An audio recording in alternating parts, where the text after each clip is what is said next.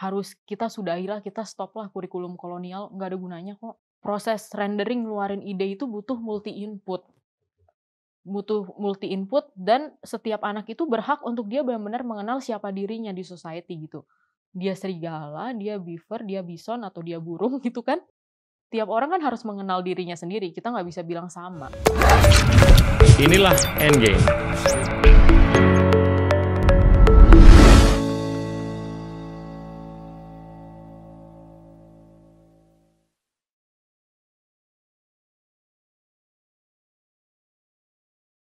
Halo teman-teman, hari ini kita kedatangan lagi Syarlini Putri yang beberapa waktu yang lalu sempat hadir. Syarlin, thank you bisa datang lagi. Terima kasih banget Pak diundang lagi. Ini banyak yang minta untuk Anda tampil lagi dan kita tentunya senang sekali bisa dikunjungin lagi. Saya mau ngobrol mengenai beberapa topik. Mungkin yang pertama nih yang di depan mata kita yaitu COVID yang udah kita lewati selama 20 bulan kurang lebih. Ini sangat merupakan episode yang unprecedented dan mengubah dan membentuk ulang mungkin narasi perjalanan humanity ke depan. Saya ingin dengar Anda mengenai gimana sih ini selama 20 bulan terakhir dan ke depannya era pasca COVID nih kayak gimana? Silakan. Iya Pak, jadi kalau ngomong tentang COVID 20 bulan ke belakang, sebenarnya saya sama aja sih dengan netizen yang lain Pak. Tagline-nya adalah hayati lelah Pak. Maksudnya jadi benar-benar gimana Oke. ya, ini tuh pertempuran yang kita tuh sebenarnya nggak akan bisa menangkan sih Pak. Kita juga nggak realistis kalau kita mengharapkan pemerintah itu udah pasti benar, korban 0, balik lagi senormal-normalnya seperti sedia kala tuh nggak mungkin kejadian, itu melawan entropi juga gitu kan. Jadi yang pasti itu adalah sesuai dengan yang apa Nusantik sering bicarakan, yaitu kita ini manusia itu bukan single species. Ini bukan pertempuran antara kita melawan virus, tapi kita harus sadar diri kalau kita ini sebenarnya adalah holobiont, alias kita ini semesta sendiri, di mana setengah dari badan kita isinya bakteri, jamur, termasuk si virus itu sendiri. Jadi kalau kita mau punya ekspektasi kalau virus nih tiba-tiba hilang gitu dari permukaan bumi, kayaknya nggak mungkin sih Pak. Ada juga virusnya makin mutasi, makin pinter, dan tubuh kita juga makin belajar gimana caranya untuk menghadapi virus ini. Mau itu alami dan di booster juga dengan vaksinasi seperti itu. Jadi ya ujung-ujungnya ini meninggalkan dilema yang banyak sih buat kita. Misalnya kayak, jadi COVID ini fungsinya apa ya? Saya mau tunggu sampai benar-benar hilang atau saya keluar? Atau yang buat ibu-ibu zaman now nih pusingnya itu adalah, anak saya sekolah tapi terpapar bisa sakit, atau di rumah terpapar bodoh gitu kan. Kita jadi harus milih gitu, hayati lelah gitu. Jadi yang ada itu adalah possibility dan resiko. Jadi kita sebagai manusia itu harus secara sadar mengukur kayak resikonya apa sih? Apa yang bisa diukur dan bagaimana kita bisa memilih keputusan yang terbaik buat kita. Dan kita harus benar-benar terima kalau COVID itu ada dan kita harus berdamailah, kita move on, nggak usah takut-takut banget atau ngentengin banget juga kayak gitu. Ini kan vaksinasi udah relatif jauh lebih baik dibanding beberapa bulan yang lalu. Bahkan jumlah kasus per hari juga udah drastis menurun dibanding beberapa bulan yang lalu. Tapi kenyataannya adalah mutasi itu niscaya bisa terjadi, ya kan? Nah ini gimana ke depannya? Saya ngelihat udah lebih dari 30% dari populasi tervaksinasi untuk suntikan pertama. Kalau kita bisa menindaklanjuti kecepatan vaksinasi, seperti apa yang kita lihat selama 2 bulan terakhir, mungkin kita bisa menang nih, lebih awal daripada apa yang kita perkirakan sebelumnya. Tapi resiko apa sih di kemudian hari yang kita harus jaga-jaga nih? Kalau untuk vaksinasi sih saya setuju, Pak. Cuman kalau untuk konteks di Indonesia ya, atau mungkin di tempat lain juga, justru yang mengkhawatirkan itu adalah, vaksinasi itu belum dianjurkan untuk anak-anak di bawah 12 tahun kan. Padahal anak-anak yang di bawah 12 tahun ini, yang mereka benar-benar nggak bisa kehilangan masa emasnya gitu kan. Masa emas untuk membangun dirinya, membangun otaknya, dan mencari sense of self, yang biasanya itu didapat dari interaksi langsung di sekolah. Justru yang mengkhawatirkan itu adalah ini sih Pak, menurut saya. Karena, berdasarkan risetnya OECD nih misalnya sama ADB, 175 negara itu mereka udah memutuskan pokoknya sekolah tetap buka. Karena mereka ngelihat dampak nggak sekolah itu benar-benar economical impact-nya tuh gede banget. Itu artinya GDP turun at least 1,5% selama sisa abad ini loh. Terus anak-anak yang kurang berinteraksi, bertatap muka, itu, income-nya, sumur hidupnya tuh bisa lebih rendah 9% dibanding teman-teman yang lainnya. Maksudnya kayak, ya bayangin aja gitu ya selama pandemi misalnya anak-anak Indonesia nggak sekolah. Dia nggak belajar dari temennya, dia nggak tahu bagaimana cara bekerja sama, interaksi, terus tiba-tiba nanti saingan pas mau masuk kerja sama lulusan MIT gitu kan. Terus kita gimana gitu jadi Indonesia kan serem banget gitu kan. Ini sih Pak, kan vaksin belum ada nih yang di bawah 12 tahun. Jadi untuk sekolah ini karena dampaknya itu segitu fatalnya, Eee, menurut saya penting banget untuk kita segera melakukan biosurveillance untuk anak-anak sekolah sih, terutama yang usia dini. Jadi karena mereka belum bisa divaksinasi, maka namanya testing tracing itu harga mati untuk mereka. Kita harus cek nggak hanya dari badannya, tapi dari lingkungannya. Nah, kenapa saya bilang dari badannya dan lingkungannya, karena Nusantik sudah melakukan riset nih Pak, kan kita nanya-nanya dong sama bunda-bunda zaman now, kenapa anaknya nggak dibalikin ke sekolah? Atau sama guru-guru zaman now, kenapa sekolah nggak buka? Nah, mereka itu alasannya itu lucu sih. Jadi nih, meskipun pemerintah itu berkoar-koar juga, metode penularan utama adalah droplets, tapi yang ada di pikiran mereka adalah bisa menular lewat udara. Karena dari dulu kan kita selalu dengar kayak, "Oh ini udaranya jelek makanya sakit." Itu kan sesuatu yang mengakar loh, mengakar gitu, itu nomor satu. Jadi, eee, ibu-ibu itu selalu mikir namanya kelas itu kan ruang tertutup. Karena ruang tertutup, pasti di situ baik virusnya, di udaranya. Nah, meskipun kita pakai masker, namanya anak-anak, pasti maskernya nggak bener, bisa masuk dan segala macam, maka akan pasti tertular COVID. Oleh karena itu parno, ngelihat rumah sakit kemarin sempat penuh kayak gitu, ya udah deh di rumah aja. Padahal kalau dari sisi science dan engineering, itu asumsi bisa di-challenge satu-satu, Pak. Misalnya yang pertama, apakah, ruangan itu pasti berbahaya? Ruangan tertutup. Ya benar, Pak. Terus yang kedua adalah apakah kita pakai masker virus masih masuk? Faktanya adalah sehari itu kita menghirup 11 meter kubik udara, isinya triliunan virus. Emang iya paru-paru kita juga banyak mikrobiomnya dan itu Betul. juga melatih, imunitas kita. Iya. Yang bahaya itu adalah kalau udara yang kita hirup itu konsentrasi COVID-nya banyak, ya itu mah berapa menit juga ketularan kan. Tapi kalau sedikit, itu paling ya justru ya nggak kenapa-napa, jadi terpapar, jadi biasa gitu kan. Itu yang pertama. Jadi sebenarnya konsentrasinya itu harus dilihat, kalau konsentrasinya rendah artinya resiko rendah kan, kalau konsentrasinya tinggi ya itu agak gila sih untuk buka Selesai, sekolah betul. gitu. Terus yang kedua, apakah, ruangan tertutup itu pasti berbahaya? Pertanyaan selanjutnya adalah kalau dari engineering kan ada yang namanya, apa ya, HVAC engineering lah, ini ngomongin tata udara. Itu sebenarnya standar WHO-nya kan ada, Pak. Per orang itu berapa liter sih harus lewat gitu, supaya dan itu juga ada standar beda-bedanya lagi. Kalau rumah sakit, sirkulasi udaranya harus tinggi, supaya kalau ada yang bersin langsung kepleset, virusnya nggak sempet, nyebar kan. Kalau di rumah orangnya sehat berapa dan segala macam. Nah itu kan semua tuh bisa dihitung, Pak. Makanya kami di Nusantik itu kami bikin inisiatif, Pak, gerakan kembali ke sekolah. Di mana kita mencari donatur, karena sekolah-sekolah yang membutuhkan ini adalah sekolah yang orang tuanya juga nggak mampu untuk membayar servis yang agak mahal. Tapi di situ kita setiap kelas itu bisa kita hitung, ventilasinya bagus atau enggak, konsentrasi virus di udaranya berapa. Kalau emang tinggi benerin dulu baru balik sekolah. Yang kedua itu adalah PCR buat anak-anak itu kita buat lebih nyaman, karena colok-colok hidung tiap 2 minggu kan juga udah terbukti Tiap nggak. hari kadang-kadang. Aduh itu kan sedih banget Pak, ini saraf semua kan, saraf semua Pak, Iya. rusak nanti. Entar kayak filmnya Black Widow. Kayak gitu, nggak gitu. Jadi makanya ada PCR yang terakhir itu adalah gargle kan, jadi tinggal kumur-kumur aja jadi anak-anak nggak ngerasa trauma. Sampai benar-benar imunisasi vaksinasi pada anak-anak di bawah 12 tahun itu bisa benar-benar 100%. Dengan kayak gitu anak-anak itu harus balik ke sekolah, Pak. Karena kadang kita suka oversimplified kayak, oh sekolah itu cuman dijelasin sama guru, ngerjain PR gitu. Tapi kan sebenarnya sekolah nggak gitu, Pak. Saya juga merefleksikan kayak masa kecil saya banyak belajar nggak cuma dari guru, Pak, tapi dari interaksi teman. Saya terinspirasi sama teman sendiri malah.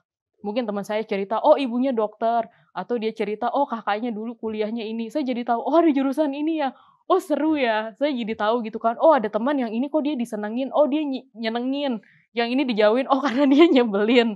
Atau, oh gimana caranya berinteraksi sama orang yang sulit. Atau kita jadi bisa benar-benar ngelihat kayak, oh kalau ada teman lagi patah hati gimana gimana cara handle teman yang lagi depresi segala macam. Itu kan yang sebenarnya bikin kita kaya kan. Karena saya tuh yakin banget lah Pak, karena udah ngalamin, yakin seyakin-yakinnya kayak tiap orang itu punya sense of self kan. Tapi itu hanya bisa keluar kalau kita tuh benar-benar di-testing. Di-testing dengan teman macam ini macam ini macam ini, dengan kayak gitu kita benar-benar tahu, sebenarnya kita bagusnya di mana sih, limit kita di mana. Itulah kenapa tatap muka itu penting Pak, interaksinya itu yang benar-benar valuable banget dan nggak bisa diganti dengan Zoom. Jadi gimana nih?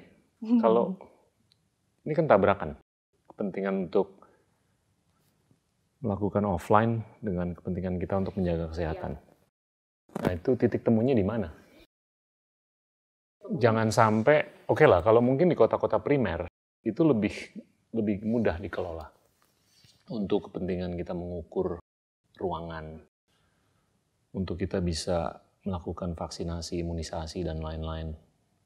Tapi kalau di kota sekunder, apalagi di titik-titik yang lebih terpelosok, ini nggak bisa dipukul rata kalau menurut saya, sikap ataupun kebijakan, ya kan?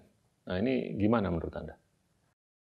Menurut saya itu concern yang valid, tapi kita juga nggak bisa menyamakan kalau non kota besar itu pasti jelek ventilasinya, karena justru enggak. Karena sekolah-sekolah yang di pelosok itu mereka belajarnya outdoor malah kan, lebih sehat daripada kita kan.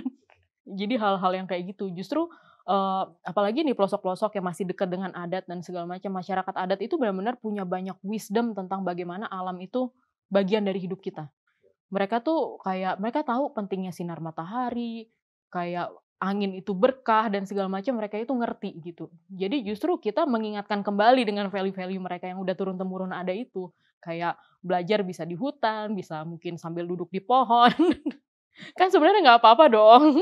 Kayak di kampung-kampung kan kayak gitu, Pak. Zaman kita belum dipaksa semua pakai seragam merah putih dan sepatu bata kan dulu pas saya kecil. Kan yang di kampung-kampung kan ya mereka bisa duduk di balai-balai sambil belajar dan segala macam. Itu sih yang harus kita ingatkan lagi. Iya, dan ini align kan sama ibu-ibu zaman now yang pingin anaknya kurikulumnya Skandinavian gitu kan. Yang santai bebas tapi Ya, iya, tapi bermakna gitu. Iya, Pak. betul. Gitu sih, Pak. Oke, ini Anda spesialisasinya nih di mana kita bisa memberdayakan mikrobiom, probiotik dan lain-lain. Ini gimana nih pemberdayaannya untuk kita bisa menurunkan viralitas dari COVID dan lain-lain, atau mutasi apapun lah dari COVID-19.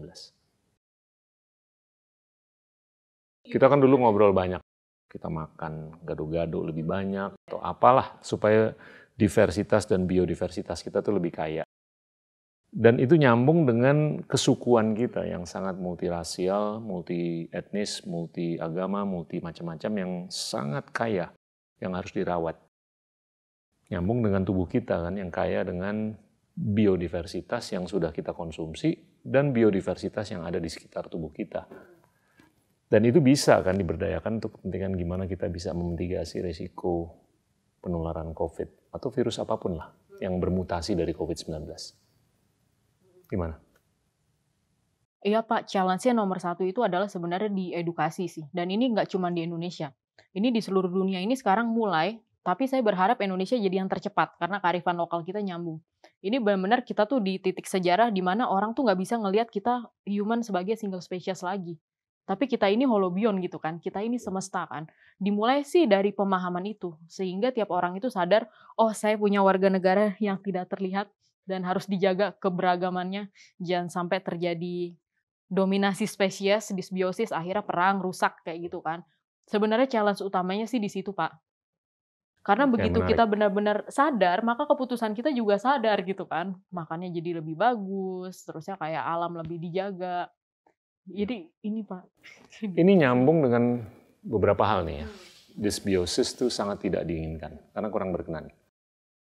Ini agak-agak tabrakan dengan konsep yang mana dulu ya zaman saya, yang sedikit lebih tua, diajarin untuk kita tuh beraktivitas dalam konteks kompetisi yang sehat, kompetisi yang sempurna. Iya kan?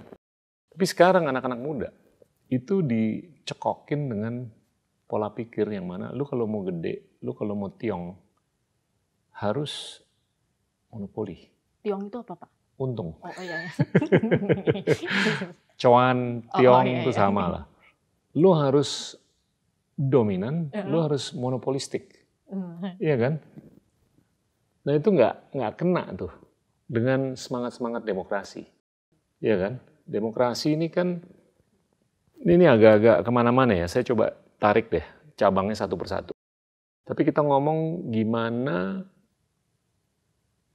demokrasi ini harus kita rawat dengan baik, supaya redistribusi kapasitas, redistribusi kesejahteraan, itu aman. Sehingga multikulturalisme kita terawat dan terjaga. Sehingga setiap orang itu punya fair chance. Iya kan? Kita melihat fenomena bahwasanya diseminasi informasi ini agak-agak terdominasi. Iya kan? Oleh unsur-unsur tertentu atau untuk kepentingan unsur-unsur tertentu. Iya kan? Di mana informasi yang anggaplah terdemokratisasi nggak nyambung dengan ide yang terdemokratisasi. Kalau kita mau memperkaya pendidikan masyarakat luas di Indonesia, agar mereka ngerti mengenai fungsi dan manfaat dari mikrobiom untuk memitigasi resiko penularan dan segalanya, ini perlu riset nih. Iya kan? Sistem kita untuk mendemokratisasikan ide. Supaya rakyat tuh lebih kaya dengan ide. Rakyat lebih kaya dengan pendidikan. Ini agak-agak melayang nih, tapi menarik sekali poin Anda kalau menurut saya. Dysbiosis itu kan dominasi, garis miring bisa nyambung ke monopoli, monopoli platform, monopoli ide, monopoli usaha, monopoli apapun.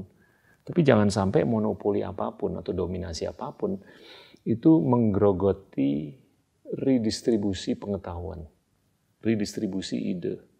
Yang mana kita punya kepentingan supaya masyarakat luas tuh harus kaya dengan ide yang mana mereka bisa menggunakan ide-ide tersebut untuk menguatkan diri terhadap resiko-resiko penyakit, resiko-resiko apapun. Itu saya setuju banget sih, Pak. Saya sendiri ngelihat kayak apa ya, distribusi informasi sama ide itu kan mungkin sekilas mikirnya harusnya dengan makin baik informasi makin baik ide gitu kan ya. Tapi sebenarnya nyatanya enggak gitu kan.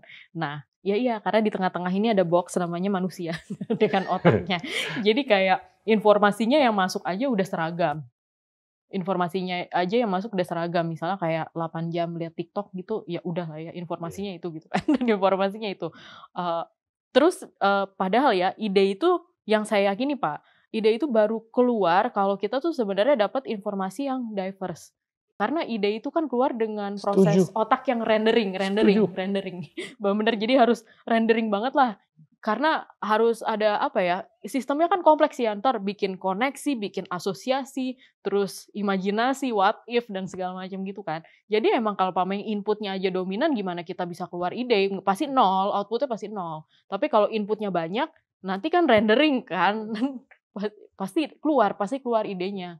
Itu sih Pak, emang dysbiosis emang informasinya. Iya, jadi diversitas flora fauna, diversitas budaya, suku, etnisitas, agama, itu harus nyambung dengan diversitas bukan hanya informasi, tapi diversitas ide. Iya kan? Dan diversitas ide harus nyambung dengan kekayaan kebijaksanaan dan knowledge. Jangan knowledge aja tanpa kebijaksanaan. Kadangkala knowledge itu surplus, kebijaksanaan defisit. Iya kan? Nah ini kalau kita mau menarasikan narasi bangsa dan negara kita ke depan, dengan muara pemikiran yang berbasiskan diversitas, ini nyambungnya bisa kemana-mana nih. Apalagi kalau kita mau eksis sebagai demokrasi dan kita mau melanjutkan demokratisasi, ini banyak loh gangguan. Iya kan? Demokrasi kita bisa dibilang udah agak terganggu oleh beberapa episode dan beberapa hal. Salah satunya, contoh nyatanya adalah media sosial. Ya kan? Yang mana asimetri informasi itu teramplifikasi dengan algoritma. Ya kan? Kita Yang jadi budak mana, algoritma. betul. Jadinya kita nggak bisa menyamakan kebebasan berbicara dengan amplifikasi algoritma. Itu salah parkir kalau menurut saya. Kalau kita mau berlanjut sebagai demokrasi, kita harus bisa memastikan amplifikasi algoritma itu terjadi dengan bukan hanya informasi yang jelek, tapi informasi yang bagus. Supaya cengli. Iya kan? Kelihatannya sekarang nggak cengli. Ini amplifikasinya hanya terjadi dengan apapun yang merupakan disinformasi atau misinformasi. Bukan informasi yang bagus atau benar. Nah, ini harus dikoreksi nih, harus diobati. Kalau ini diobati, saya lebih yakin bahwasanya demokrasi akan lebih berkesinambungan. Proses demokratisasi akan lebih bijaksana. Nah, kalau menurut Bapak, kenapa para pemegang kebijakan nggak melakukan sesuatu biar algoritma ini nggak terlalu Saya rasa membayang-bayangi kita?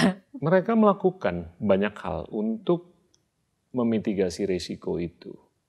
Tapi ini peran pemilik teknologi juga harus diperhitungkan.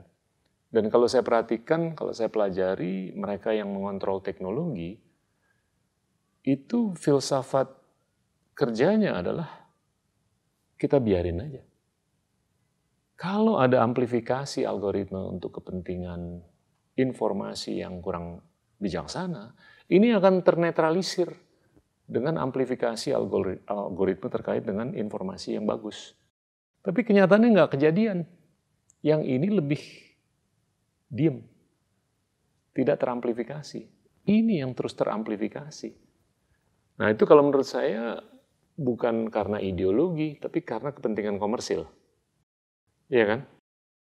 Bad news sells. Iya kan? Nah itu harus dikoreksi. Nah yang lebih mungkin disayangkan adalah kerangka regulasinya di negara-negara maju. Itu mereka kayak diem nonton aja. Bukan karena mereka terkooptasi secara ekonomis atau secara komersil, tapi mereka kayak nggak memahami. Dan kerangka regulasi yang ada tuh dibangun di era mesin uap untuk kepentingan era digital. Jadi nggak nyambung kan? Iya. Secara kronologis, yang ini dibuat ratusan tahun yang lalu atau puluhan tahun yang lalu, sedangkan era kita ini udah sangat berevolusi secara signifikan dari era itu. Ya itu lagi Pak, karena emang paradigmanya itu kebanyakan orang-orang dulu, apalagi yang powerful ya, mereka ngelihat dia manusia sebagai single species, dunia itu kompetisi, jadi dia kayak mencoba untuk kontrol gitu kan. Predator. Predator gitu, dia Ya. mencoba untuk kontrol, jadi dia Ya. sangat amat pragmatis lah. Kayak trust harus dimonopoli gitu kan, makanya dan currency-nya itu adalah uang, jadi ya udah apapun lah supaya mencapai tujuannya gitu.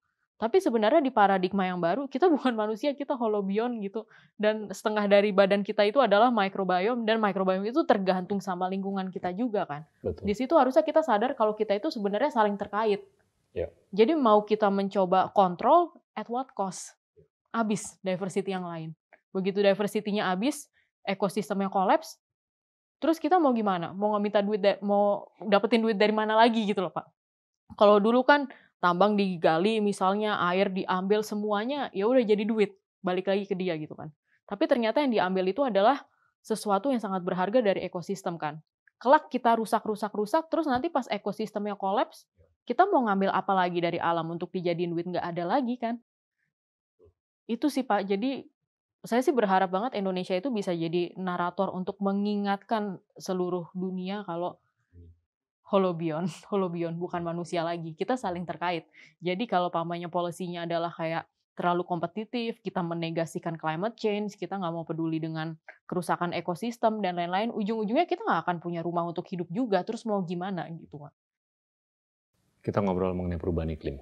Ini topik yang sering kali saya suarakan. Saya tetap berpendapat belum cukup banyak masyarakat luas memahami topik dan substansinya. Ini kalau kita mengacu ke kesepakatan Paris, kita harus mengurangi emisi karbon sebanyak 50% di tahun 2030, 25% di tahun 2040, 25% terakhir di 2050. Kasarnya. Saya lebih yakin bahwasanya yang akan mensukseskan pencapaian ataupun capaian itu lebih teknologi daripada policy. Ya. Ya kan? Policy mungkin agak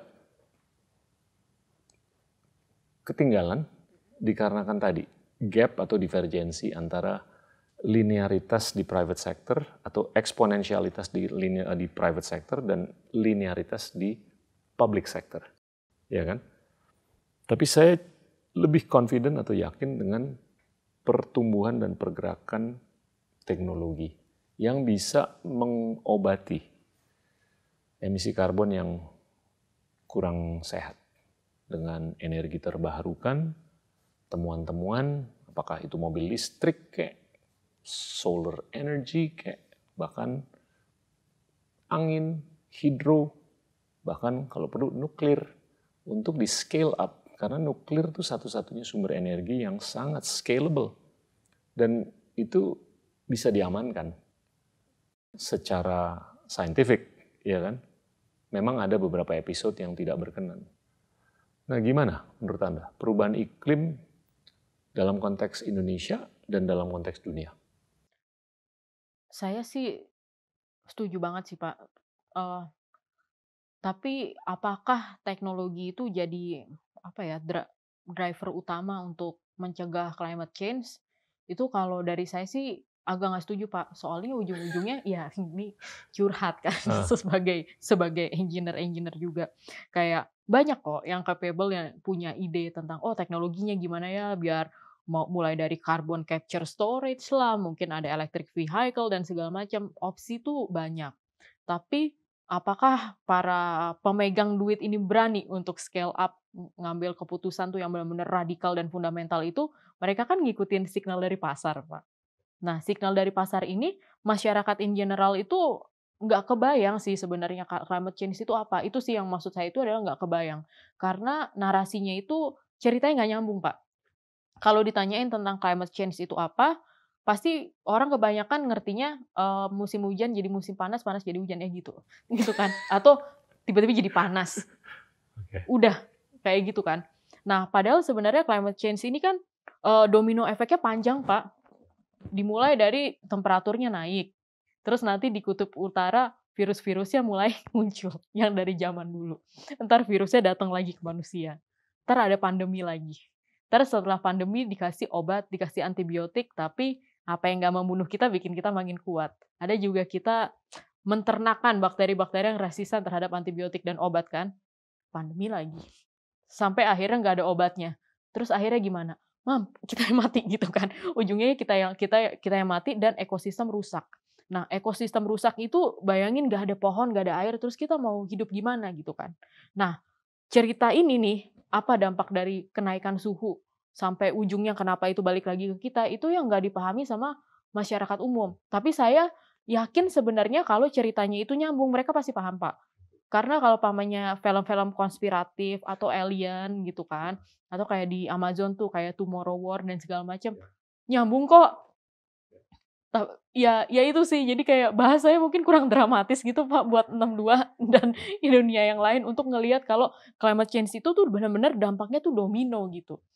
Sehingga men-trigger suatu kesadaran, sehingga dari marketnya sendiri itu benar-benar nyari gitu loh, "Ah, udah deh saya mau mobil listrik aja," misalnya gitu kan. "Ah, saya mau lihat nih ini energinya di, apartemen ini gimana nih, kayak grade-nya A, B, C, dan segala macam." Itu sih Pak. Jadi menurut saya teknologinya ini bakal ngikut, Pak. Ini bisa ter-scale up dengan cepat, asal emang, demand-nya ada dari pasar. Nah, demand-nya ini yang benar-benar butuh storyteller sih, Pak. Karena naratif climate change nggak ada yang pernah berhasil kan, Pak. Dulu yang Inconvenient Truth ya, habis itu diganti kan jadi yang polar bear yang sedih banget itu. Tapi ya udah gitu maksudnya. Iya.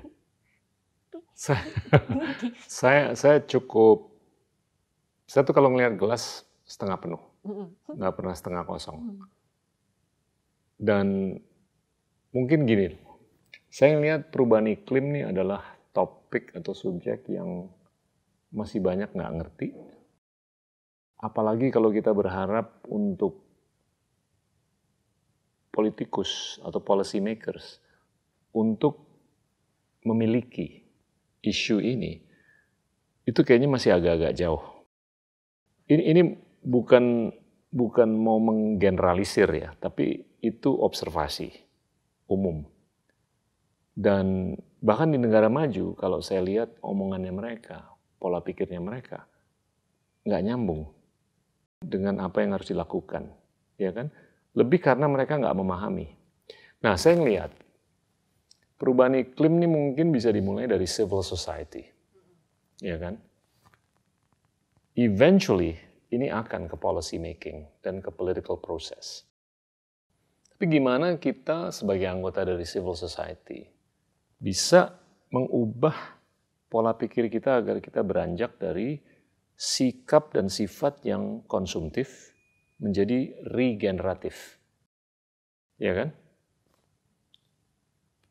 Gimana kita bisa beranjak dari sifat dan sikap yang konsumtif menjadi sebagai warga. Jadi kita kasih lihat tanggung jawab terhadap planet kita, lingkungan kita, hutan kita, laut kita, dan lain-lain.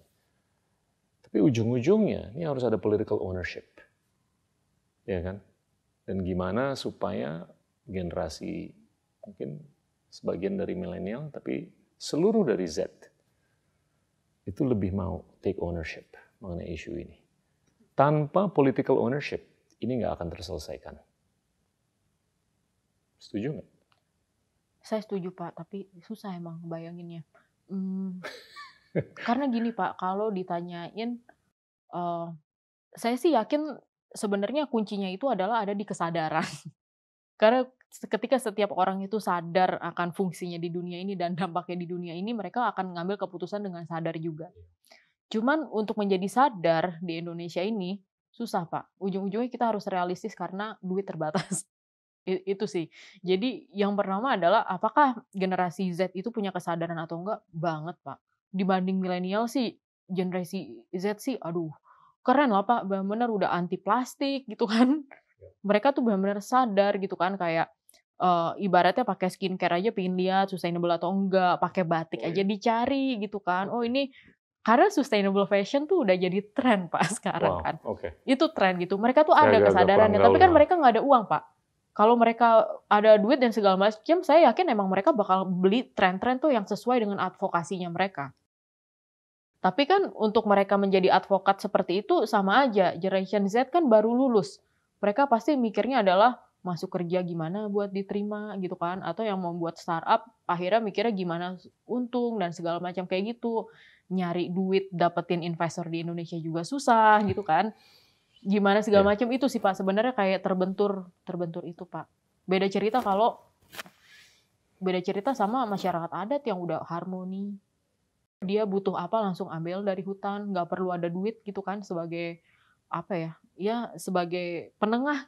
Iya, betul. Mereka bisa barter dan segala macam. Nah di situ mereka tindakannya itu udah benar-benar penuh kesadaran gitu kan. Kita ini nih orang kota yang terjebak dengan fiksi yang bernama uang. Tapi gini loh, kalau mungkin saya sampelnya agak beda. Kalau saya ngomong sama anak-anak muda, generasi Z. Kalau saya tanya, lu tahu nggak sih masih ada berapa karbon yang tersisakan di planet Oh pasti nggak bumi? tahu Pak. Iya. Nggak, ini mengarah ke urgency. Iya. Iya kan? Ownership taking-nya tuh se-urgent apa. Kalau saya ceritain bahwa selama 4,6 miliar tahun terakhir, itu sudah teremisikan 1.400 gigaton, setengahnya itu 700 gigaton, itu teremisikan hanya dalam tempo 170 tahun. dalam konteks 4,6 miliar tahun. Mm-mm. Dan setiap tahun kita mengemisikan kurang lebih 60 gigaton karbon. Dan kalau saya hitung, kalau saya baca, yang tersisakan tuh 2.000 sampai 3.000 gigaton. Jadi kita cuma punya 50-an tahun kan. Nah kalau saya masih umur 18, saya mikir dong, gila, gue cuma bisa hidup sampai umur 68. Gimana nih solusinya? Nah mungkin itu bisa mengubah pola, bukan hanya perilaku atau gaya hidup, tapi untuk supaya lebih berskala, gue harus ke politik nih. Karena legislasinya harus ditentukan supaya ini menyeluruh. Iya kan? Itu political ownership taking. Dan kita nggak akan bisa bergeser dari consumerism ke regenerationism. Kita nggak akan bisa bergeser dari consumption to citizenship kalau nggak ada political ownership taking. Gimana tuh supaya anak-anak muda mau ikut dalam proses politik untuk mengubah dunia agar kita lebih lestari, lebih ramah lingkungan, lebih keren lah dalam jangka panjang. Iya kan? Berat. Ini kerangkanya legislasi soalnya. Benar Pak. Bukan gimana kita pilih sedotan yang bukan plastik. Iya. Betul Pak, betul. Iya kan? Saya juga takut nih Pak. takut mengcounternya, jadi pakai metafor aja. Metafornya tuh sebenarnya gini Pak. Kita ambil contoh apa yang pernah terjadi di Yellowstone National Park. Nah, oke. Jadi dulu nih pernah ada masa di mana di situ ada itu kan sebenarnya habitat alami buat serigala. Pernah ada masa di mana serigalanya tuh tiba-tiba hilang. Serigalanya tuh hilang, nggak ada lagi di situ. Akibatnya rusanya itu jadi populasinya jadi membludak. Nah, padahal dulu kan sebelumnya tuh benar-benar itu rumah dari serigala, ada bison, ada beaver, ada burung-burung gitu kan, ada rusanya juga gitu. Nah, setelah serigalanya ini hilang nih, predator atasnya, ya meskipun masih ada beruang sih ya, tapi tetap aja, terus rusanya itu jadi banyak Pak. Begitu rusanya lagi jadi banyak itu benar-benar kayak tanaman-tanaman, rumput-rumput tuh pada habis semua. Begitu rumput-rumput pada habis, selesai. Itu benar-benar selesai, dampaknya itu kemana-mana. Dampaknya itu beaver, ya apa ya bahasa Indonesia, berang-berang ya, yang jadi maskotnya MIT itu, yang emang benar-benar ekosistem engineer itu, dia nggak bisa berkarir ya jadi engineer Pak, dia cuma bisa bertahan hidup aja, ngambil makanan seadanya, habis itu ya udah, habisnya ngapain, dia bikin dam terus dirusak lagi sama rusanya kan rusa taunya cuma makan beranak kan gitu kan ya udah gitu, jadi rusanya nggak bisa ngapa-ngapain nih, beavernya nggak bisa ngapa-ngapain, padahal dia engineer-nya, padahal dia menjaga ekosistem gitu kan. Nah, terus akibat beavernya nggak bisa kerja nih, nggak ada engineer-nya, ya udah kali jadi butek, terusnya jadi cetek, ada sedimentasi di mana-mana, ekosistem di sungainya rusak, keruh gitu kan, ikan-ikannya nggak ada, sampai burung-burung aja kabur gitu kan Pak. Padahal tinggal terbang itu aja kabur gitu kan, nggak mau di situ. Nah, terus tiba-tiba tahun 95 itu serigalanya itu ngambil serigala di tempat lain, di reintroduce lagi nih ke Yellowstone National Park kan. Nah terus tiba-tiba berubah. Begitu ada serigala, behaviornya si rusa ini jadi berubah. Jadi takut, maksudnya jadi nggak sembarangan lah ya. Kalau dulu kan semua udah jadi tempatnya dia. Lebih tertib, dimakanin, terus beruang-beruang jadi lebih pede ikutin makanin anak rusa. Jadi populasi rusanya jadi terjaga. Karena terjaga, rumput-rumput bisa tumbuh lagi. Tanaman-tanaman lain bisa tumbuh lagi. Biodiversitas.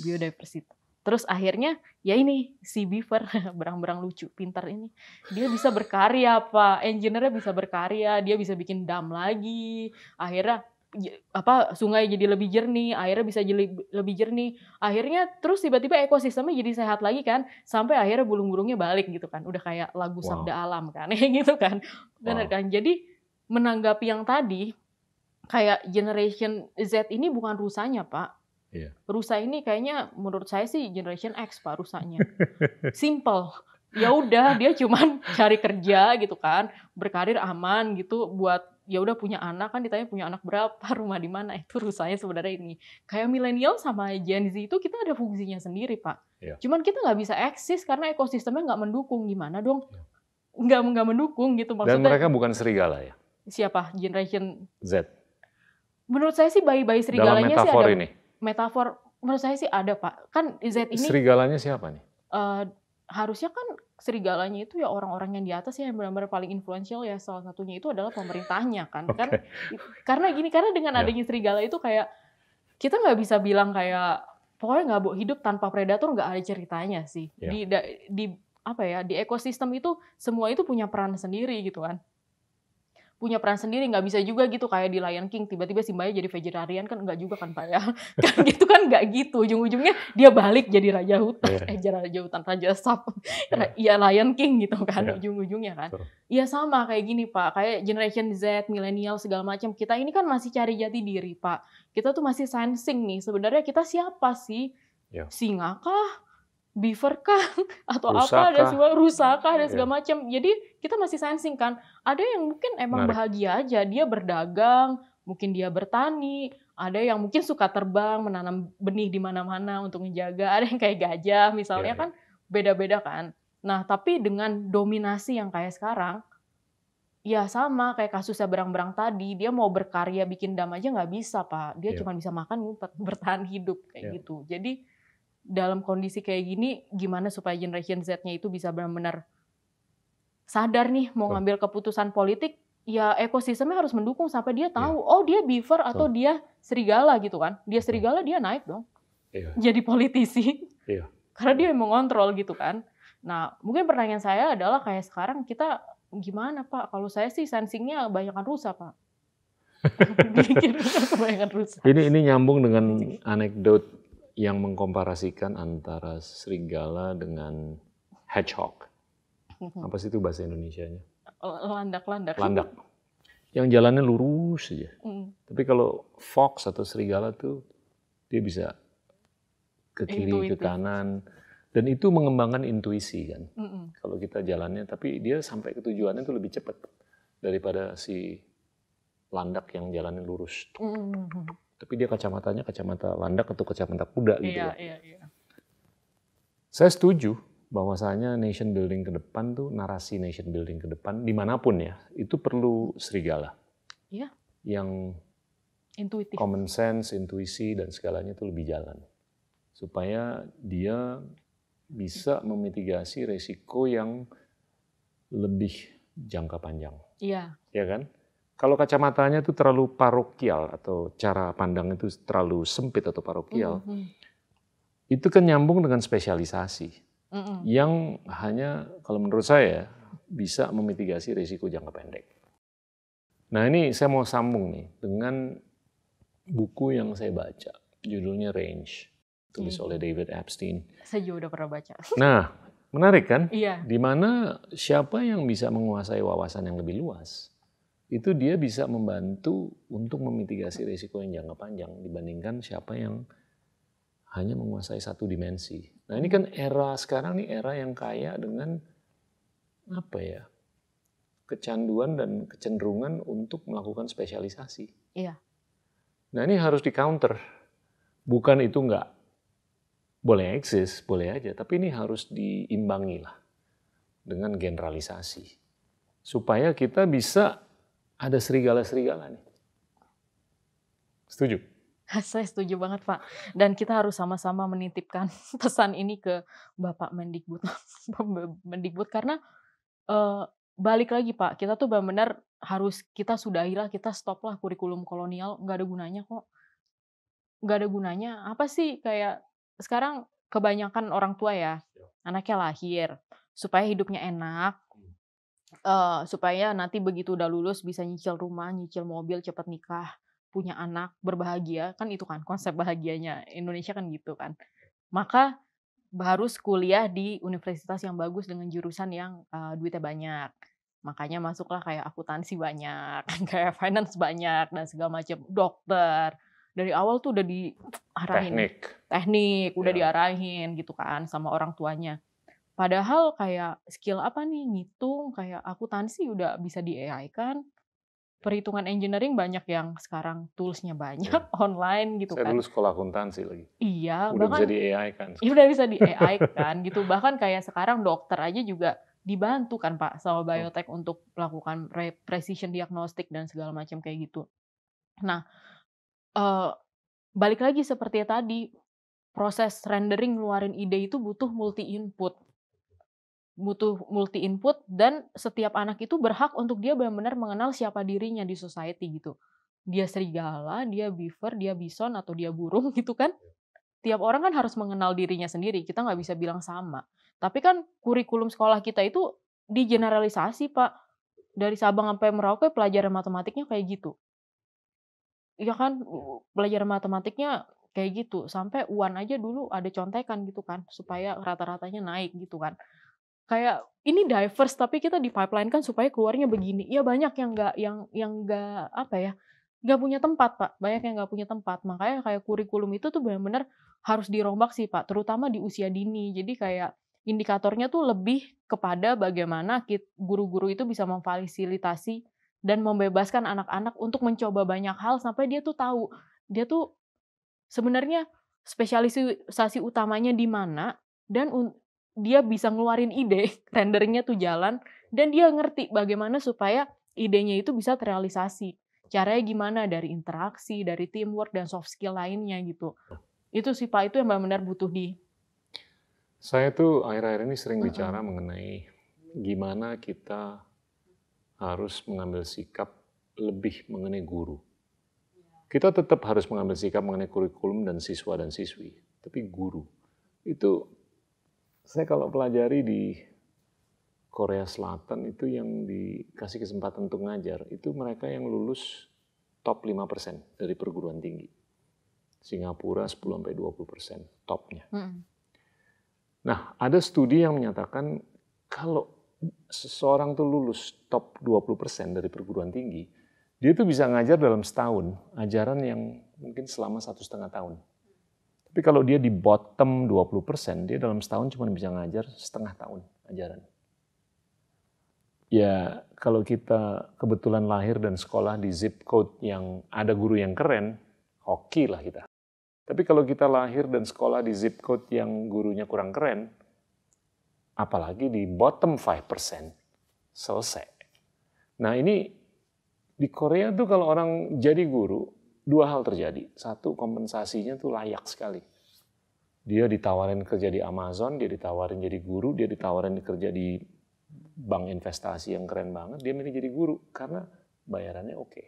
Terus status sosialnya sangat mulia. Dia pulang ke rumah ditepukin.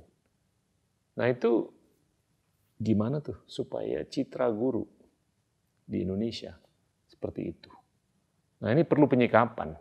Dan saya ngelihat justru, saya sampai sekarang nggak lupa tuh guru mencongak saya, kelas 3 SD. mencongak. Iya kan?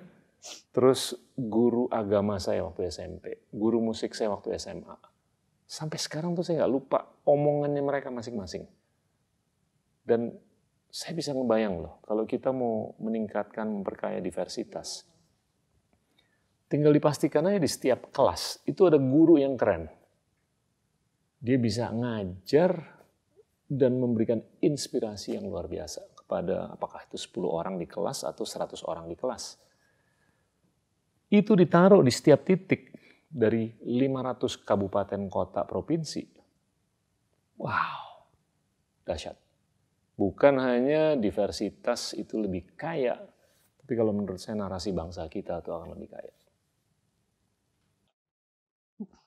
Saya setuju banget sih Pak, tapi saya justru ngelihat bottleneck-nya beda sama yang lain ya.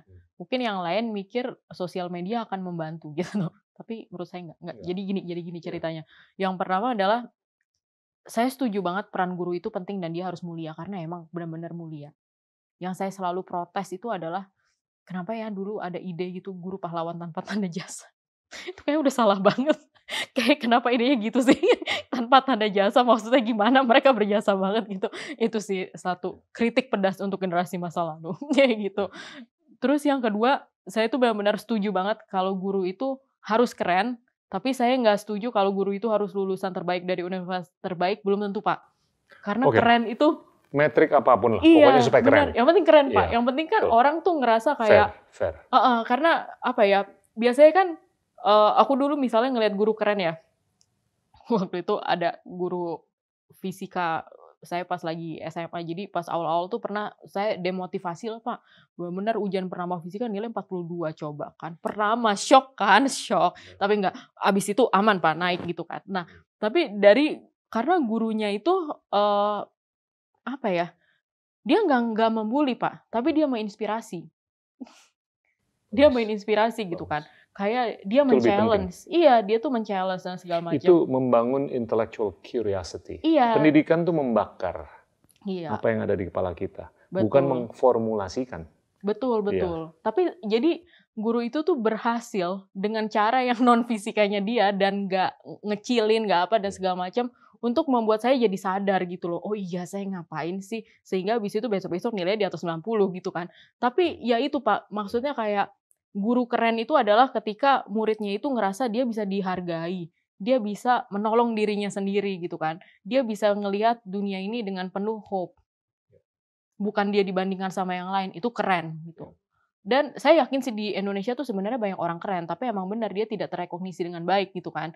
Jadi matriksnya bakal seru tuh Pak, untuk membuat apresiasi lebih buat guru-guru yang keren gitu kan, guru inspiratif gitu. Nah cuman di sini, yang susah itu adalah karena di tengah-tengah itu banyak distraksi nih Pak sekarang. Entar ada nonton YouTube, ada TikTok, ada apa, ada segala macam, sehingga inspirasinya muncul dari influencer gitu kan. Kalau misalnya noise ini nggak ada, anak-anak itu juga kan selalu saling ngobrol ya kayak, "Wah, gue diajarin nih kemarin sama guru fisika ini, gila gue jadi ngerti loh." Atau ngomong, "Akhirnya ya kimia ternyata gitu maksudnya," segala macam. Kan itu menular ya. Entar, "Oh di mana," kayak zaman saya dulu lah, kayak teman saya bilang, "Oh asik nih di bimbel ini, gurunya luar biasa," segala macam, dia pindah gitu kan. Dulu distraksinya nggak sebanyak sekarang kan. Nah sekarang ini tuh ada distraksi di mana-mana. Padahal itu kan seru banget ya Pak ya, kayak zaman-zaman film kartun Jepang zaman saya gitu. Maksudnya mencari master tuh sampai kemana pun dijabanin gitu kan, untuk belajar gitu kan. Itu Pak, itu distraksi di tengah-tengah. Jadi Menarik. Saya menunggulah kapan penyikapan untuk hal-hal seperti itu tuh dilakukan. Dan itu kalau menurut saya tuh akan membawa atau membuahkan titik infleksi untuk kepentingan kita lebih berpendidikan dengan berkualitas. Ya, saya selalu membandingkan diri kita sendiri dengan negara-negara tetangga dan negara-negara yang lebih jauh, gimana mereka tuh dari awal tuh atau lebih awal mengambil sikap terhadap pendidikan. Ini mau ngobrol mengenai pendidikan, saya mau coba balik lagi ke pengetahuan imunoterapi. Ya. Dalam mikrobiom, ini kan kalau saya baca, ini bakteri ini sangat bermanfaatkan. Kalau kita lihat gut kita, 70% itu terisikan dengan bakteri. Dan itu hampir semuanya itu sangat bermanfaat kan, untuk membunuh atau mengalahkan sel-sel yang nggak sehat atau virus-virus yang nggak sehat. Salah satu yang akhir-akhir ini saya baca ini adalah Akkermansia micunofolia yang katanya itu bisa membunuh atau mengalahkan sel kanker. Nah, itu gimana tuh pandangan Anda dan apakah itu perlu diperdalam ilmu atau pengetahuan ini supaya kita tuh ya akan semakin banyak orang kena kanker akhir-akhir ini. Dan ke depan juga itu niscayalah akan terus makin banyak. iya Pak, ini sesuai banget dengan message saya yang tadi gitu kayak di Nusantics kita ngomongnya kita tuh perusahaan holobiont gitu kan. Nah, ini sebenarnya apa yang terjadi di badan kita, badan-badan manusia modern ini kan disbiosis ya, mirip-mirip kayak di National Park tadi gitu. Tapi kalau di National Park tadi kan ibaratnya kalau kita ibaratkan pembuluh darah itu kayak sungai di situ yang tiba-tiba kotor, butek dan segala macam karena beavernya nggak bisa kerja, karena nggak ada serigala dan kebanyakan rusa. Hal sejenis itu bisa terjadi di perut kita juga. Karena tiap bakteri itu kan punya fungsi masing-masing. Kalau bakteri yang Bapak sebutkan tadi, itu juga ini risetnya masih banyak ya Pak ya, tapi yang udah diketahui itu indikasinya adalah dia itu benar-benar berperan dalam menjaga lapisan usus. Karena kalau lapisan ususnya itu intact, maka bakteri yang lainnya bisa hidup di situ. Diversity-nya jadi banyak. Begitu diversity-nya banyak dan dia dalam kondisi seimbang, jadi kayak patogen non patogennya imbang, bukan patogen yang kebanyakan, ya eh, apa ya, imunitasnya itu spektrumnya kan jadi lebih kompleks. Nah, karena lebih kompleks semua menjalankan perannya, maka emang resiko-resiko penyakit itu dia menurun gitu kan. Misalnya kayak bakteri tadi itu dia diasosiasikan dengan kalau nggak ada bakteri itu dia lebih rentan ke inflammatory bowel disease, obesitas dan segala macam. Tapi begitu ada bakteri itu, ya diversity-nya jadi berubah. Terus jadi indikasinya dia lebih nggak rentan terhadap penyakit-penyakit tersebut gitu. Jadi emang sekali lagi emang penting banget kita harus sudahi pemahaman kalau manusia itu adalah single species yang paling benar lagi. Faktanya kita holobiont dan kita terkait sama lingkungan. Kita ngerusak lingkungan kita habis. Iya. Kita You get what you give. iya kayak gitu. Jadi ini benar-benar emang harus benar-benar didalami dan kenapa Indonesia yang harus menurut saya memimpin gerakan ini. Betul. Karena balik lagi kita ini keberagaman spesiesnya tuh gede banget. Gila. Pak. Mau di darat, nggak bisa di underestimate. Mau di lautan, mau di mana ya, orang-orangnya juga beda banget ya Pak ya. Maksudnya dari Aceh sampai Papua aja itu juga profilnya beda-beda banget gitu kan. Makanya ya ini nggak bisa di underestimate Pak, dan kita benar-benar harus menyuarakan konsep holobiont ini ke seantero Nusantara sebelum kita menyuarakan ke seluruh dunia itu penting. Karena dengan kayak gini kita jadi lebih bisa berdamai sesama bangsa Indonesia. Dengan kita ngerti holobiont, kita nggak bisa memandang sebelah mata masyarakat adat, nggak bisa. Mereka tuh lebih ngerti dari kita. Kita terjebak sama fiksi namanya duit. Mereka ngerti, mereka butuh apa, mereka ngambil apa gitu. Itu kita satu aja kita bisa berdamai gitu. Dari impact sosialnya aja udah bagus banget gitu kan. Terusnya yang kedua, dengan kita benar-benar sadar, itu dampaknya luar biasa. Kayak bayangin tiap orang itu sadar betapa pentingnya tanaman misalnya kayak gitu. Bayangin tiap rumah di Jakarta nanam 10. Dingin Pak langsung Pak. Langsung tiba-tiba hijau di mana-mana gitu kan. Bayangkan begitu tiap orang itu sadar kalau makan itu harus bervariasi dan seimbang. Langsung beda Pak. Langsung namanya ketahanan pangan kita itu jadi bagus. Karena nggak diseragamin. Bayangin kalau semua diseragamin harus nasi, harus daging, impor gitu kan. Begitu tiap orang punya kesadaran, makan harus bervariasi. Maka itu semua makanan dari pelosok Nusantara kita cobain gitu kan dengan kesadaran kayak gitu. Jadi emang ini tuh penting banget. Dan kenapa penting banget untuk di mapping kayak interaksi antara microbiome sama genetiknya gimana, supaya kedepannya itu kita ngerti.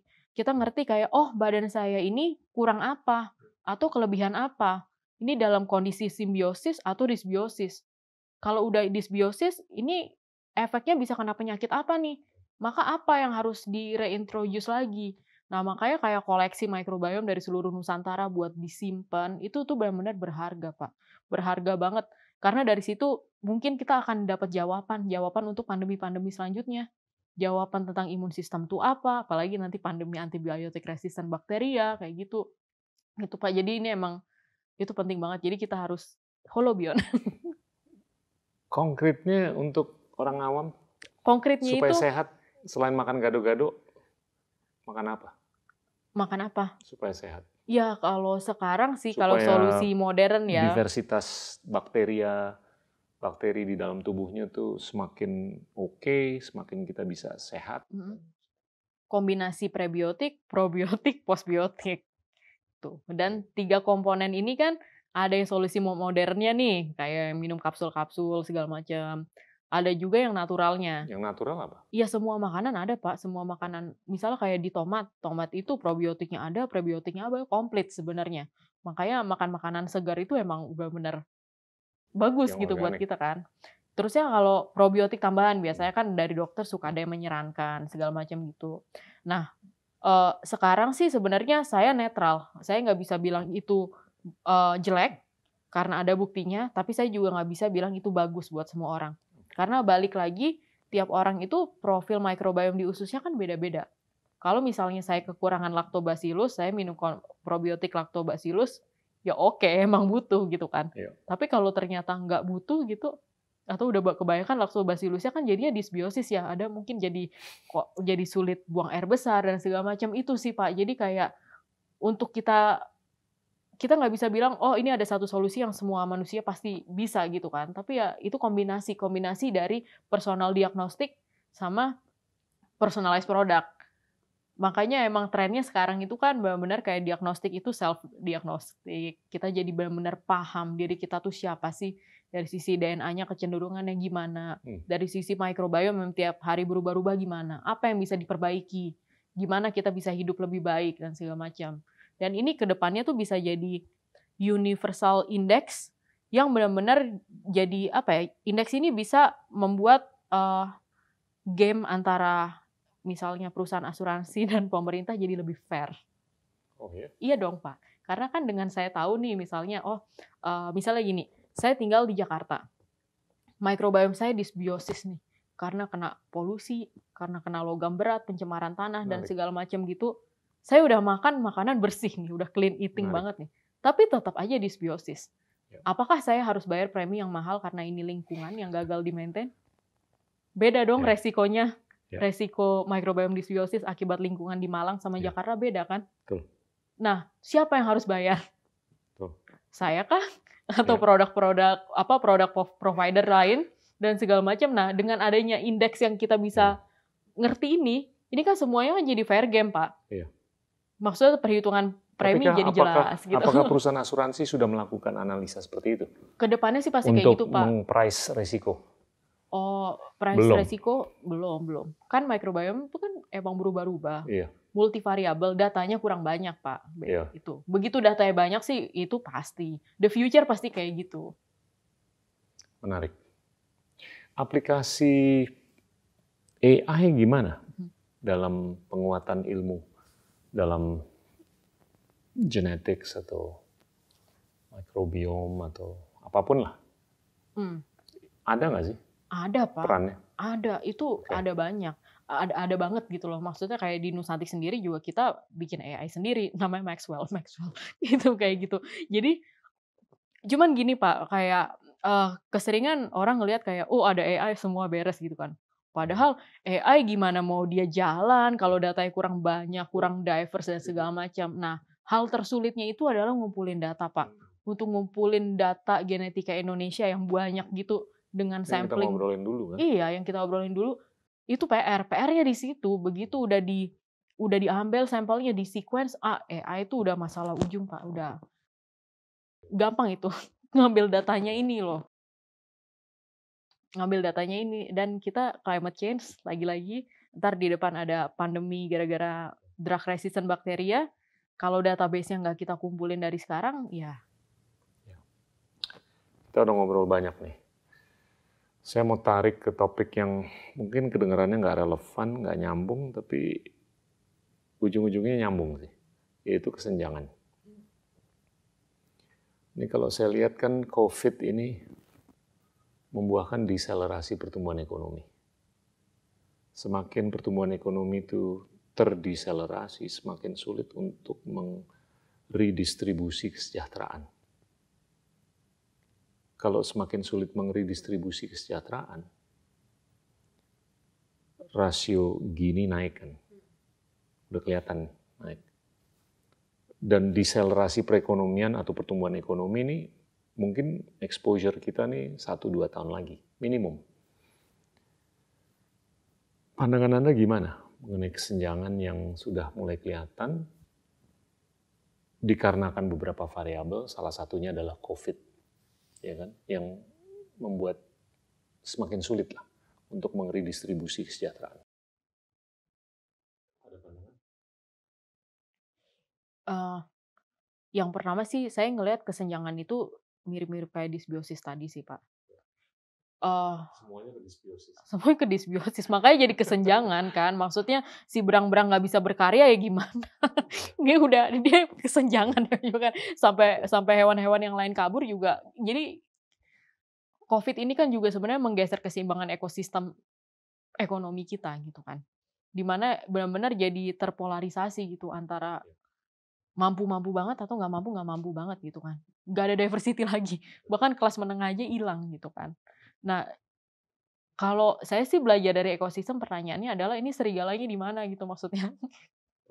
Enggak, serigalanya di mana gitu kan. Ini kan benar-benar harus ada yang mengontrol dulu nih sampai sampai game-nya itu selevel lagi. Apa, kira-kira kan seperti itu. Terus, mmm, apalagi ya, sama sama ini sih Pak, kalau pamannya ngomongin tentang, eee, distribusi, redistribusi gitu, yang saya nggak ngerti, yang kayak Bapak yang lebih ngerti itu adalah Kalau gini Pak, eee, butuh uang Pak, butuh ya, uang untuk memulai kegiatan nih dan segala waduh, macam kayak gitu, ini bisa gimana? panjang nih. Bisa panjang Pak, maksudnya aduh saya juga bingung Pak. Terus sekarang kan bener-bener kalau pamannya kita mau ngambil titik ekstrim, ini ada yang cadangannya masih banyak, masih bisa hidup, dia mau pandemi 5 tahun lagi bisa. Tapi ada juga udah teriak-teriak nih Pak, udah utang, udah Saya diteleponin nggak bermaksud dan ngomong mengenai segala macam ekonomi gitu. sebetulnya. Saya tadinya mau ngomong mengenai sains dengan Anda, tapi nggak tahu gimana tersandung nih. Iya Pak, Eh, saya nggak bisa jalan nggak ada duit. kalau kalau ngobrol ekonomi kan ujung-ujungnya fulus kan. Iya, Kalau saya beberapa kali ngomong rasio uang beredar terhadap PDB, itu masih di bawah 50% di Indonesia. Sedangkan rasio uang beredar di negara-negara maju, termasuk di Singapura itu 125% ke atas. Kalau mau bicara mengenai pemulihan ekonomi, ya fulusnya harus ada kan, untuk memulihkan daya beli, habis itu daya produksi. Ya ini kita secara sistemik terbatas kan. Dan kalau uang beredarnya terbatas, ya itu bisa diobati dengan dua cara. Satu, mendatangkan modal dari luar, namanya foreign direct investment. Atau ngutang aja, ngutang dari luar, ngutang dari diri sendiri. Ya kan? Tinggal pilih aja. Either ini atau itu atau kombinasi. Dua-duanya. Nah ini kan ironinya adalah di luar negeri ini, khususnya di negara-negara maju, uang ini lagi banyak banget. Likuiditas tuh ada 100 triliun dolar.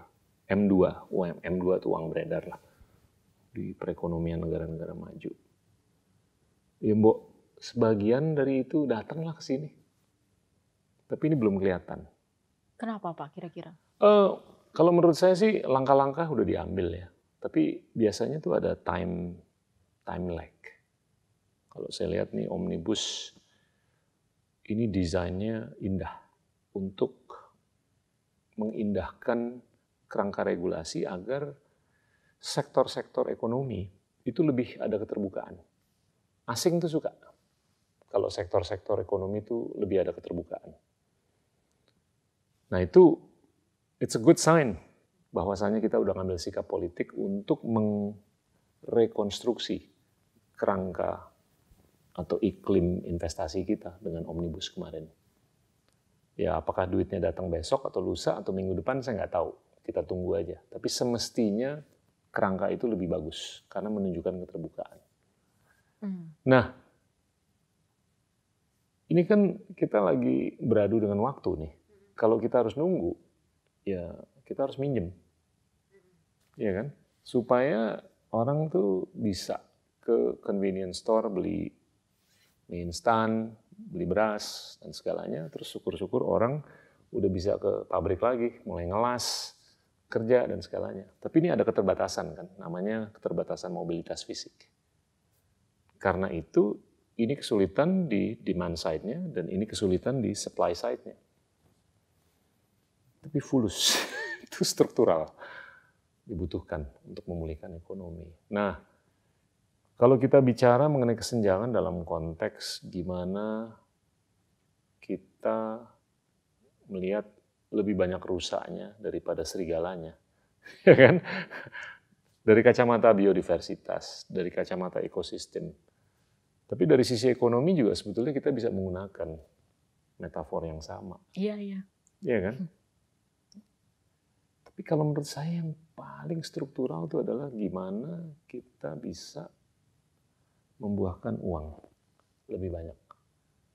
Agar uang itu terdemokratisasi. Nah, ini nyambung lagi, balik lagi sama sains dan teknologi tadi, Pak. Maksudnya, kalau lihat dari kacamata investor nih misalnya. Misalnya kalau di ekosistem saya ngelihatnya investor itu kayak burung-burung sih, Pak. Dia kan tugasnya kan nyebarin benih ke mana-mana gitu kan, dari mana aja disebarin gitu kan. Kan itu investor kayak gitu. Dari ekosistem ngerusak, burung-burung nggak datang gitu kan. Ya gimana kalau ekosistemnya rusak, pasti dia juga mikir lah ya, saya nyiram benih di sini nggak ada yang tumbuh. Kan gitu kan. Makanya kayak teknologi itu emang diminati gitu kan Iya. sama investor, karena teknologi itu emang memperbaiki ekosistem atau buat ekosistem baru, kayak para berang-berang beaver tadi gitu kan. Cuman saya ngerti lah kenapa investor mau seeding duit di Indonesia itu mengerikan, ya gimana ibaratnya kayak lihat aja berang-berangnya proyek damnya aja mangkrak, Pak. Sama kan, berang-berang aja bikin project engineering aja mangkrak, sama kan di sini kan juga banyak yang kayak gitu. Gimana kita berani gitu loh. Jadi, menurut saya sih duit di luar itu akan datang kalau emang di dalam negerinya itu kelihatan lah, seenggaknya kelihatan tiba-tiba ada serigala satu 2 gitu kan, rusanya udah mulai sedikit, si beaver-nya bisa berkarya, dia bisa kerja lagi gitu, bikin dam dan segala macam, sehingga hewan-hewan yang lain bisa bisa hidup, pastilah burung-burungnya datang gitu kan. Jadi ya, ini Pak, kita mau sama-sama menyadari kita kebaikan rusa atau enggak gitu. Tapi oke lah. Iya iya. Coba kita optimis lah, iya kan? Ke Oh depan. saya optimis Pak, berapa tahun lagi, 8 tahun lagi saya optimis. Amin. Tapi balik ke narasi 2045 nih. Optimisme Anda tuh sejauh apa? Terakhir kita ngobrol agak-agak menarik lah kesimpulannya kan. Tapi saya pengen tahu apakah kesimpulan sekarang nih Wakanda atau Asgard beda kalau atau gitu. bahkan teramplifikasi gitu loh. Iya, saya sih sekarang, sama Pak, sama tetap optimis, tapi saya juga jaga ekspektasi nggak dalam waktu dekat. Misalnya kayak siklus politik kan pasti ada 2024, ada 2029, ada 5 tahun selanjutnya dan segala macam kayak gitu. Tadi kan dari Pak Gita sendiri juga menyampaikan kayak kesadaran politik gitu kan. Iya. Nah, kayak Untuk anak-anak hal-hal yang sifatnya main course, betul. seperti perubahan iklim, kesenjangan, inklusi keuangan. Ya. Sama Pak, mungkin ini juga mewakili banyak suara anak-anak muda zaman sekarang ya Pak ya, Iya. misalnya kayak generasi Y. Dia lahir dianggap nyebelin kan sama generasi kolonial, nanya mulu, di-challenge terus, protes terus dan segala macam gitu. Tapi kan sebenarnya itu masih di tahap dia mau making sense of this world lah ya. Dia masih testing nih, testing, dapetin info yang diverse, cari inspirasi di mana-mana. Itu kan masih di tahap itu gitu, tahap nyerap. Nah, tapi itu kan dulu Pak, 10 tahun yang lalu. Kalau sekarang kayak, generasi Y nyebelin udah nggak terlalu terdengar kan, karena mereka ini udah masuk ke stage kehidupan selanjutnya, yaitu men-challenge diri dan mencari makna. Banyak loh, maksudnya kayak entrepreneur yang, "Ah, saya bertani aja deh." Atau kayak saya punya saudara dia jadi pengusaha tambak aja, padahal sebelumnya di konsultan top gitu, gitu kan.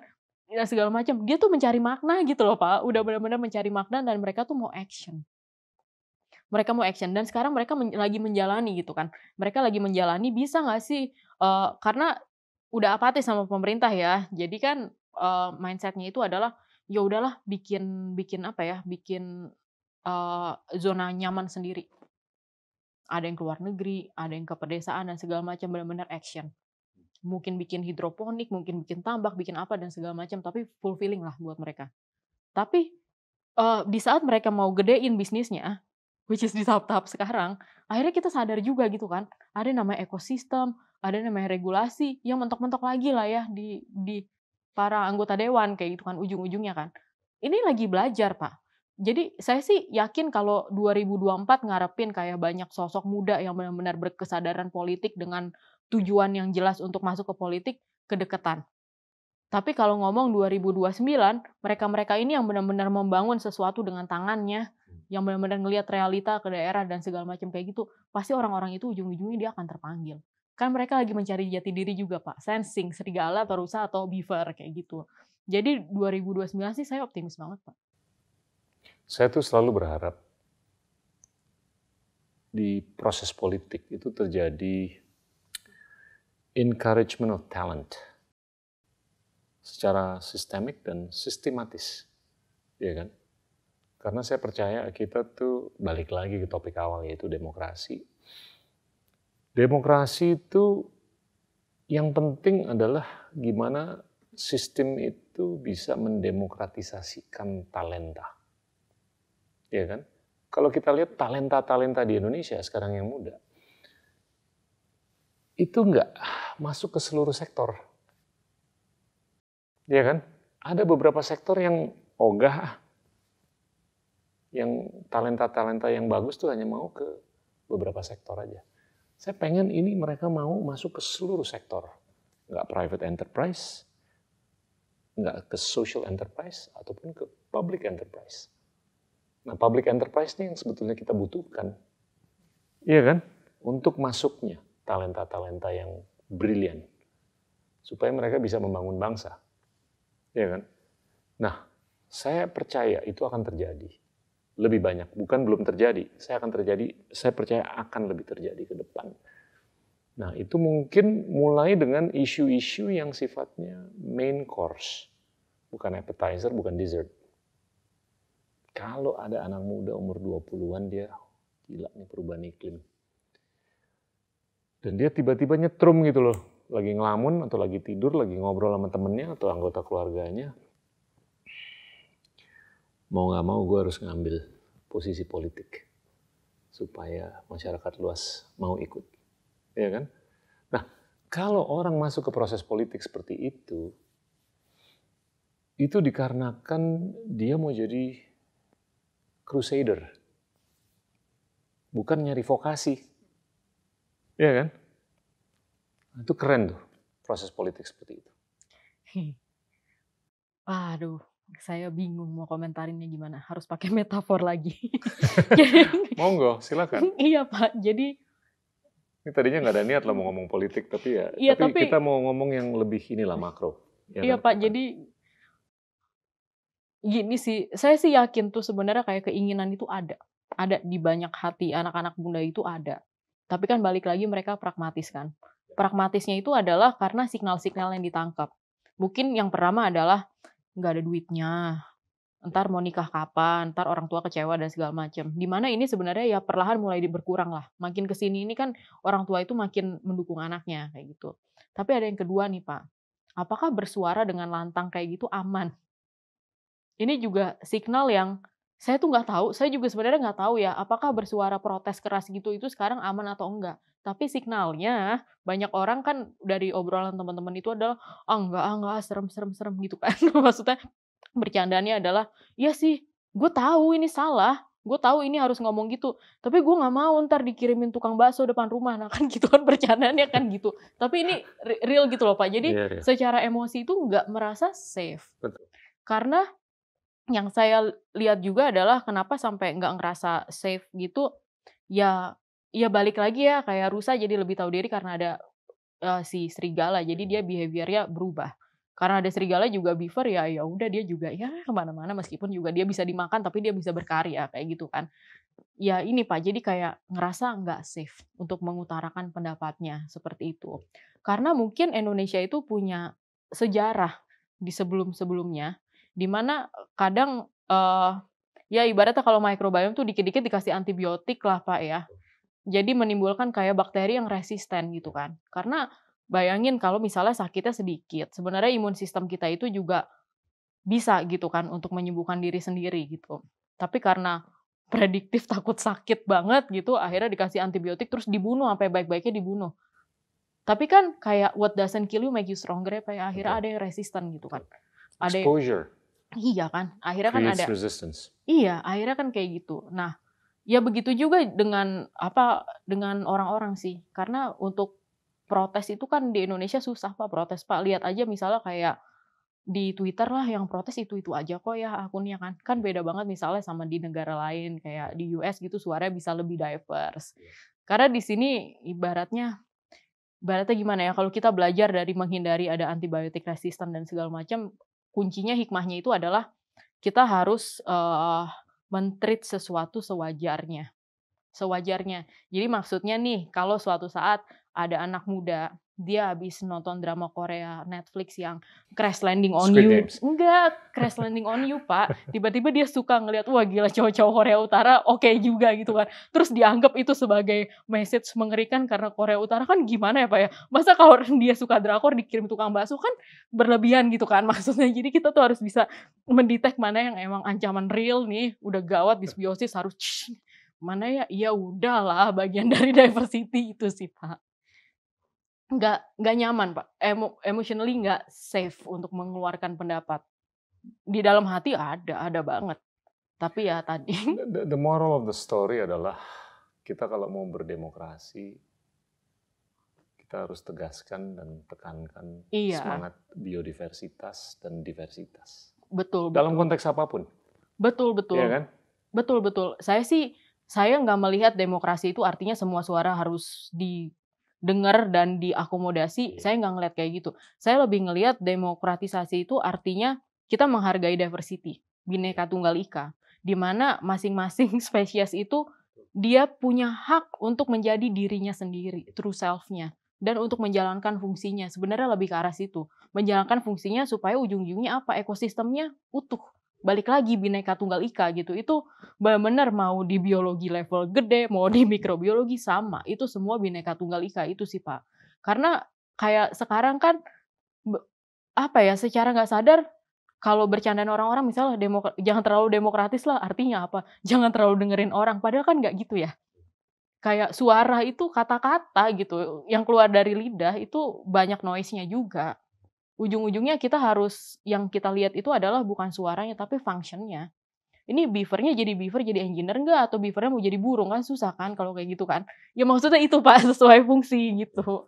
Atau misalnya kayak, ini ada rusa nih gede dan segala macam, sok-sokan kayak serigala. Susah juga ekosistemnya hancur kan. Itu sih Pak. Jadi lebih ke sesuai function lah. Kita tahu peran kita apa, kita ngejalanin peran itu. Itu demokrasi sih. Kita menghargai banyak peran, bukan artinya kita ngedengerin semua orang gitu. Saya sih optimis. Serigalanya udah ada. Tapi kita berharap ada berapa Pak? Akan lebih banyak. Nggak ada berapa, jangan kebanyakan, jangan kedikitan. Cukup banyak untuk bisa merebalance ekosistem. Thank you banget loh, Charlene. Thank you banget. Seru banget, fascinating, as always. Makasih Pak. Teman-teman, itulah Charlene Putri, founder dari Nusantics. Terima kasih. Inilah Endgame.